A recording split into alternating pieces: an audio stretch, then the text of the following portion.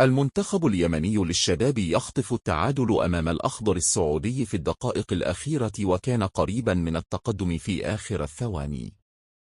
نقطة وبداية أعتبرها أفضل من رائعة أمام المنتخب المستضيف وأحد أبرز المرشحين للبطولة. وكان قد سجل المنتخب السعودي الهدف الأول في الدقيقة 35. واستطاع المنتخب اليمني أن يدرك التعادل في الدقيقة 40.